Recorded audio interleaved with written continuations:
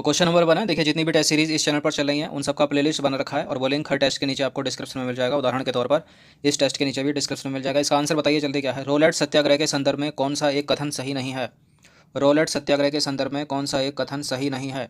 Roulette सत्याग्रह क्यों किया गया? क्योंकि एक अधिनियम आया था, रोलेट अधिनियम, जिसको बोलते थे काला कानून।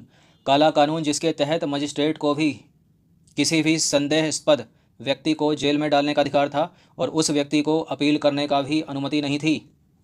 इसको काला कानून कहा गया भारतीयों के द्वारा क्योंकि यह बिना अपील, बिना वकील और बिना दलील का कानून था। तो रोलेट अधिनियम जो था वो सेडेसियन कमेटी की सिफारिश पर आधारित था, करेक्ट है। और रोलेट सत्याग्रह में गांधी जी ने होम रूल लीग का उपयोग करने का प्रयास किया, यह भी करेक्ट है, किया था गांधी जी ने ऐसा। और रोलेट अधिनियम को बिना वकील, बिना दलील और बिना अपील का कानून कहा गया और भारतीयों ने इसको काला कानून कहकर संबोधित किया था। साइमन कमीशन के आगमन के विरुद्ध हुए प्रदर्शन रोलेट सत्याग्रह के साथ हुए, ये गलत है क्योंकि ये तो 1919 में हुआ था ना। और साइमन कमीशन कब का है? 1927 का। एक भी भारतीय ना होने के कारण उसमें विरोध किया गया था उसका। और गांधी जी ने क्या किया था इसमें? इसके विरोध में सत्याग्रह सभा की स्थापना की तथा रोलेट एक्ट के विरुद्ध सारे देश में हड़तालों का आयोजन किया। इसके लिए गांधी जी ने होम रूल लीग के नेताओं का उपयोग करने का प्रयास किया और जो उसके आंदोलनकर्ता थे उनको भी इसमें मिलाया। तो यहाँ इनकरेक्ट कौन सा है? ये वाला। क्वेश्चन नंबर 2 है, इनमें से किसने अप्रैल 1930 में नमक कानून तोड़ने के लिए तंजौर तट पर एक अभियान संगठित किया था? किसने किया था? B.O. चिदम्बरम पिल्ले, मैडम भीमकाजी कामा, सी राजगोपालाचारी, एनी बेसेंट। कमेंट करते रहिए किसने किया था। इसका आंसर है सी राजगोपालाचारी ने। देखिए तंजौर या तंजावुर तमिलनाडु राज्य में है ये, और जहाँ सी राजगोपालाचारी ने त्रिचिरिनापल्ली से वेद रायण तक की यात्रा की तथा नमक कानून तोड़ने के लिए तंजौर के तट पर अभियान संगठित किया। किसने? सी राजगोपालाचारी ने। और सभी को पता होगा सविनय अवज्ञा आंदोलन गांधी जी की साबरमती से दांडी तक की यात्रा से प्रारंभ हुआ और 6 अप्रैल 1930 को गांधी जी ने दांडी में नमक कानून तोड़ दिया। क्वेश्चन नंबर 3 है, निम्नलिखित में से कहाँ कहाँ पर सविनय अवज्ञा आंदोलन चल रहा था? बंगाल के मिदनापुर में, असम के सिलहट में, उड़ीसा के बालासोर में, या फिर उपरोक्त सभी में बताइए। देखिए देश के बहुत सारे हिस्सों में सविनय अवज्ञा आंदोलन चल रहा था। उदाहरण के तौर पर बंगाल के मिदनापुर में भी चल रहा था, असम के सिलहट में भी चल रहा था, उड़ीसा के बालासोर में भी चल रहा था और पुरी, कटक आदि जगहों पर भी चल रहा था। तो इसका आंसर हो जाएगा उपरोक्त सभी। सविनय अवज्ञा आंदोलन 1930 में हुआ था। अब इसी से संबंधित क्वेश्चन नंबर 4 है, सविनय अवज्ञा आंदोलन के संदर्भ में एक असत्य है इनमें से। यह अप्रैल 1930 में प्रारंभ हुआ, बताइए करेक्ट है इनकरेक्ट? करेक्ट है ये। बम्बई में इसका केंद्र बिंदु धरासना था। बम्बई में इसका केंद्र बिंदु धरासना था, जहां सरोजनी नायडू ने इसका नेतृत्व किया। धरासना में सरोजनी नायडू इसकी नेतृत्वकर्ता थी। तो करेक्ट है ये भी करेक्ट है। पश्चिमोत्तर प्रांत मतलब पेशावर में इसका नेतृत्व जवाहरलाल नेहरू कर रहे थे। देखिए 3 तो करेक्ट कर दिए, बताइए डी तो इनकरेक्ट खुद ही हो गया है वैसे भी, क्योंकि पश्चिमोत्तर प्रांत पेशावर में इसका नेतृत्व जवाहरलाल नेहरू नहीं बल्कि खान अब्दुल गफ्फार खान कर रहे थे। कौन कर रहे थे? खान अब्दुल गफ्फार खान, खान अब्दुल गफ्फार खान। और यह लाल कुर्ती आंदोलन के नाम से प्रसिद्ध हुआ, याद रखिएगा। क्वेश्चन नंबर 4 है, 4 तो हो गया ना, 5 है, साइमन कमीशन के आने के विरुद्ध भारतीय जन आंदोलन क्यों हुआ? इंपॉर्टेंट है ये प्रश्न और शायद सभी को पता हो इसका उत्तर। क्यों हुआ? क्योंकि साइमन कमीशन में कोई भी भारतीय सदस्य नहीं था। क्यों हुआ? क्योंकि साइमन कमीशन में कोई भी भारतीय सदस्य नहीं था। देखिए 1927 में गठित 7 सदस्यीय साइमन कमीशन का उद्देश्य भारत के राजनीतिक भविष्य का फैसला करना था, जिसमें एक भी भारतीय सदस्य नहीं था। अतः भारतीयों को यह बात बहुत बुरी तरह गलत लगी कि हमारे भविष्य का फैसला हो रहा है और भारतीयों को ही शामिल नहीं किया गया और एक भी भारतीय को शामिल नहीं किया गया। इसलिए साइमन कमीशन के विरुद्ध भारत ने विरोध प्रदर्शन किया और साइमन कमीशन की अध्यक्षता में 7 सदस्यीय समिति नियुक्त की गई। सभी सदस्य पूरी तरह यूरोपीय थे और भारत में इसके विरोध का यही सबसे बड़ा कारण था, याद रखिएगा। क्वेश्चन नंबर 6 है, 1927 की बटलर कमेटी का उद्देश्य था। किससे संबंधित है 1927 की बटलर कमेटी? देखिए भारतीय राज्य समिति ने सर हरकोर्ट बटलर की अध्यक्षता में 1927 में एक समिति गठित की जिसे बटलर समिति कहा जाता था। और इस समिति का गठन भारत सरकार और देसी राजाओं के बीच के संबंधों की जांच और स्पष्टीकरण के लिए किया जाना था। तो इसका उत्तर हो जाएगा भारत सरकार एवं देसी रियासतों के बीच संबंधों को सुधारना। इंपॉर्टेंट है ये।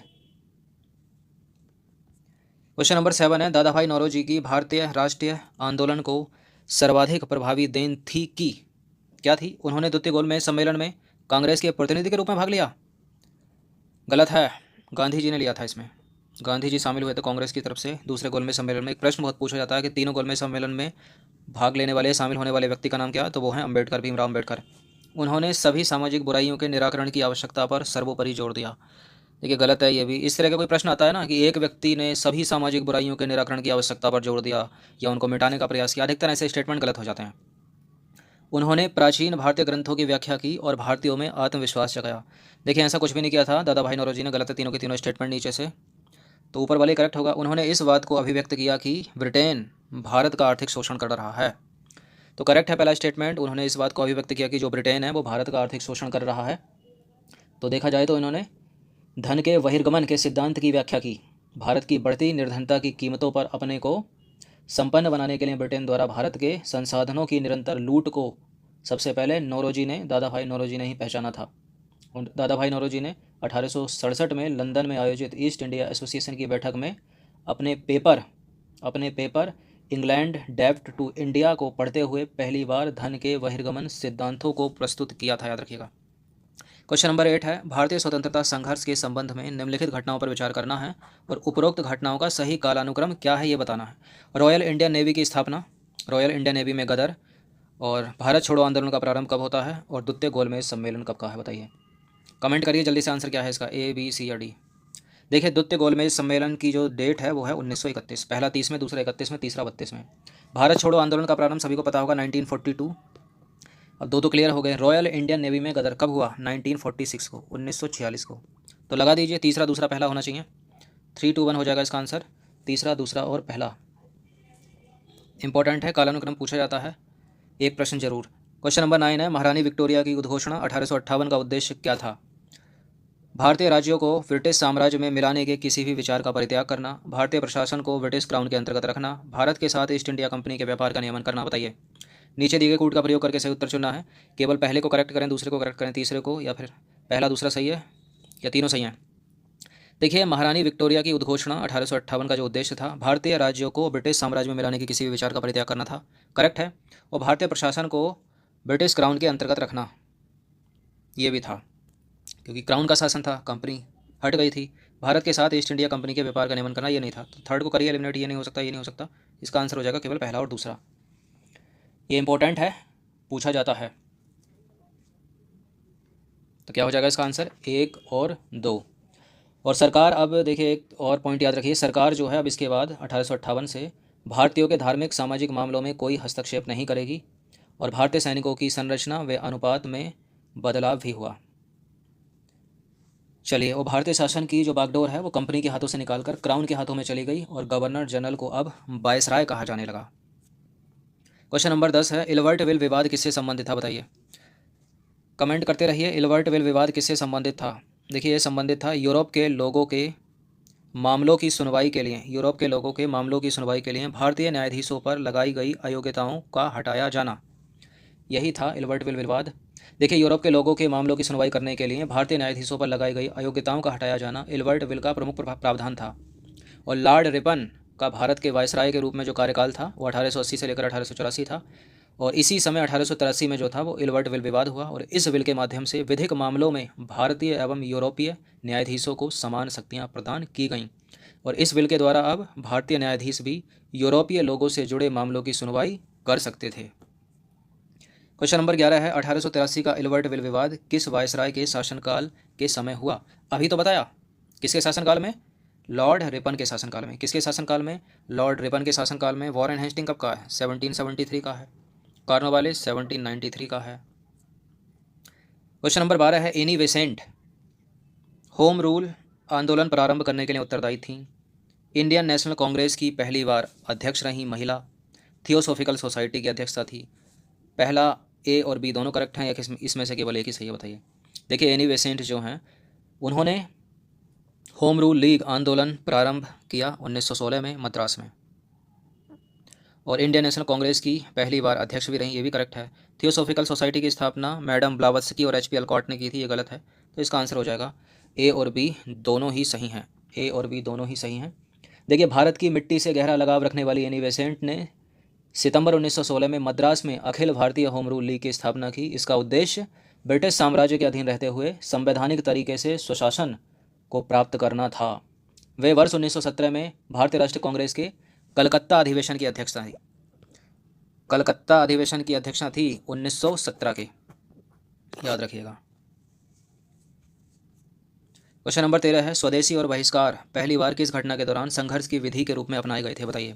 स्वदेशी और बहिष्कार पहली बार किस घटना के दौरान संघर्ष की विधि के रूप में अपनाए गए थे? इंपॉर्टेंट है, इसका उत्तर क्या है? इसका उत्तर हो जाएगा बंगाल विभाजन के विरुद्ध आंदोलन। बंगाल विभाजन हुआ था ना 1905 में, इसी के विरोध में स्वदेशी और बहिष्कार आंदोलन हुआ। देखिए, सन 1905 में बंगाल विभाजन की घोषणा की गई। उस समय गवर्नर भारत का कौन था? लॉर्ड कर्जन था। विभाजन का तर्क था कि तात्कालिक बंगाल, जिसमें बिहार और उड़ीसा भी शामिल थे, काफ़ी विस्तृत है, अतः इसका प्रशासन एक लेफ्टिनेंट गवर्नर जनरल द्वारा बेहतर तरीके से नहीं चलाया जा सकता। किंतु वास्तविक कारण प्रशासनिक नहीं अपितु राजनीतिक था, अतः कर्जन ने बंगाल विभाजन के विरोध में स्वदेशी और बहिष्कार आंदोलन का सूत्रपात हुआ। कर्जन के बंगाल विभाजन के विरोध में। तो बंगाल को लॉर्ड कर्जन द्वारा दो भागों में, पूर्वी बंगाल और पश्चिमी बंगाल में बांट दिया गया। इसी के विरोध में हुआ था ये स्वदेशी और बहिष्कार आंदोलन। विदेशी वस्तुओं का बहिष्कार किया गया, विदेशी शिक्षा का बहिष्कार किया गया, विदेशी विद्यालय का बहिष्कार, स्कूलों का बहिष्कार, विदेशी चीज़ों का बहिष्कार किया गया। क्वेश्चन नंबर 14 है, इनमें से किस आंदोलन के कारण भारतीय कांग्रेस का विभाजन हुआ और जिसके परिणाम स्वरूप नरम दल और गरम दल का उद्भव हुआ? तो किसके कारण हुआ था ऐसा? इसका उत्तर भारत छोड़ो आंदोलन मत लगाइएगा और ना ही लगाइएगा बंगाल विभाजन। ये हुआ था स्वदेशी आंदोलन। स्वदेशी आंदोलन, देखिए, बंगाल विभाजन के विरोध में हुआ स्वदेशी आंदोलन, और इस स्वदेशी आंदोलन के चक्कर में क्या हुआ कि जो कांग्रेस थी वो गरम दल और नरम दल दो अलग अलग दलों में बट गई, और जब बट गई तो कभी एक भी तो होगी ना। 1916 में कांग्रेस का एक लखनऊ अधिवेशन हुआ, उसमें दोनों एक साथ मिल गए थे। और ये अलग कब हुए थे? स्वदेशी आंदोलन तो कारण था, और ये अलग हुए थे 1907 में। 1907 के सूरत अधिवेशन में कांग्रेस दो भागों में विभाजित हो गई, नरम दल और गरम दल। देखिए, बंगाल विभाजन के विरोध में प्रारंभ किए गए जो स्वदेशी आंदोलन था ना, उसमें क्या हुआ, कुछ ऐसी परिस्थितियां उत्पन्न हो गई जिसकी वजह से ही कांग्रेस के अंदर नरम दल व गरम दल के मध्य विरोध तीव्र हो गया, जिसके फलस्वरूप 1907 के सूरत अधिवेशन में कांग्रेस दो भागों में बट गई। क्वेश्चन नंबर 15 है, गदर क्या था? क्या था गदर? एक उग्रवादी संगठन जिसका प्रधान कार्यालय जिनेवा में था, गलत है। एक राष्ट्रवादी संगठन जो सिंगापुर से संचालित होता था, ये भी गलत है। भारत की स्वतंत्रता के लिए कम्युनिस्ट आंदोलन जिसका प्रधान कार्यालय ताशकंद में था, इनकरेक्ट है। भारतीयों का एक क्रांतिकारी संघ जिसका प्रधान कार्यालय सैन फ्रांसिस्को में था, और इसका जो नेतृत्व करता थे वो कौन थे? लाल हरदयाल। कौन थे? लाल हरदयाल। इंपॉर्टेंट है ये। क्वेश्चन नंबर 16 है, गदर पत्रिका के संदर्भ में कौन सा एक कथन असत्य है? गदर एक साप्ताहिक पत्रिका थी। साप्ताहिक थी या मासिक थी? करेक्ट है, साप्ताहिक थी। इस पत्रिका का प्रकाशन गदर पार्टी ने किया। करेक्ट है बिल्कुल, सैन फ्रांसिस्को में। गदर पत्रिका का उद्देश्य भारतीय सेना में, विशेषकर सिखों में विद्रोह की भावना पैदा कर उन्हें भावी क्रांति के लिए तैयार करना था क्या ऐसा कुछ? महात्मा गांधी ने गदर पत्रिका का विरोध किया। देखिए, गांधी जी ने तो गदर पत्रिका का विरोध नहीं किया, गलत है स्टेटमेंट, ये एब्सोल्यूट नॉनसेंस है। तो इसका आंसर डी ही हो जाएगा, और यहाँ पर जो सी है वो भी करेक्ट है। तो असत्य कौन सा है इसमें? गांधी जी ने गदर पत्रिका का विरोध किया, ये असत्य है, नहीं किया था उन्होंने, ऐसा कुछ नहीं किया था। 17वां प्रश्न है, लॉर्ड रिपन का भारत के वायसराय के रूप में कार्यकाल था? अभी पिछले प्रश्न में बताया, जल्दी बताइए। 1793 तो हो नहीं सकता, क्योंकि इस समय था लॉर्ड कॉर्नवालिस। लॉर्ड कॉर्नवालिस था इस समय। और 1773 भी नहीं हो सकता, क्योंकि वॉरेन हेस्टिंग था। तो ये बंगाल विभाजन 1905 का टाइम है, तो कर्जन होगा इस समय। तो 1880 से लेकर 1884 का समय जो है लॉर्ड रिपन के शासनकाल का समय है, और इसी के शासनकाल में 1883 में हुआ था इल्वर्टविल विवाद। क्वेश्चन नंबर 18 है, वर्ष 1905 में लॉर्ड कर्जन द्वारा किया गया बंगाल का विभाजन कब तक बना रहा? कब तक बना रहा, जल्दी बताइए। वर्ष 1905 में लॉर्ड कर्जन द्वारा किया गया बंगाल का विभाजन कब तक बना रहा? सम्राट जॉर्ज पंचम द्वारा दिल्ली में वर्ष 1911 में शाही दरबार में कर्जन के अधिनियम को निराकृत किए जाने तक। देखिए, जॉर्ज पंचम 1911 में लगा था दिल्ली दरबार, तो इसी में जो है वो बंगाल के विभाजन को रद्द करने की घोषणा की गई।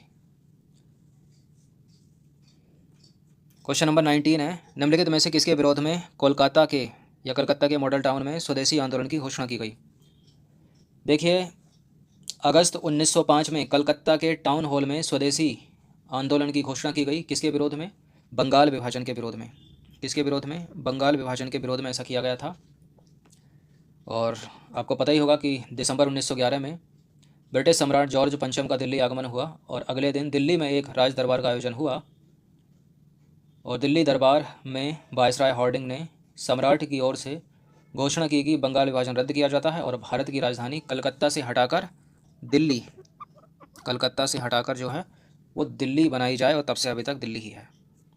क्वेश्चन नंबर 20 अंतिम प्रश्न है ये, इनमें से किस पत्रिका का संबंध एनी बेसेंट से रहा है? एनी बेसेंट के बारे में अभी बताया है, सभी को पता है एनी बेसेंट के बारे में। एनी बेसेंट भारत की मिट्टी से गहरा उनका संबंध था और सितंबर 1916 में मद्रास में Akhil Bharatiya home rule league की स्थापना उन्होंने की थी और इसका उद्देश्य था होम रूल लीग का कि ब्रिटिश साम्राज्य के अधीन रहते हुए संवैधानिक तरीके से स्वशासन को प्राप्त करना। और बाकी 1917 में जो भारतीय राष्ट्रीय कांग्रेस के कलकत्ता अधिवेशन की अध्यक्षता रही हैं एनी बेसेंट, और वे कांग्रेस अध्यक्ष चुने जाने वाली पहली महिला थी, याद रखिएगा। तो यंग इंडिया तो है नहीं इनका, यंग इंडिया तो है नहीं इनका, क्योंकि ये महात्मा गांधी का है। यंग इंडिया है महात्मा गांधी का, तो इनका है न्यू इंडिया। न्यू इंडिया और कॉमनवेल्थ ये दोनों पत्रिकाएं हैं इनकी, तो इसका आंसर हो जाएगा बी और सी दोनों। तो देखिए 20 प्रश्न थे, इसी तरह के प्रश्न आएंगे। फोकस था हमारा इस प्रश्न में गांधी के आगमन के पश्चात कुछ राष्ट्रवादी आंदोलन और गांधी से पूर्व के कुछ राष्ट्रवादी आंदोलन, और ये पूरा है आधुनिक भारत के इतिहास में।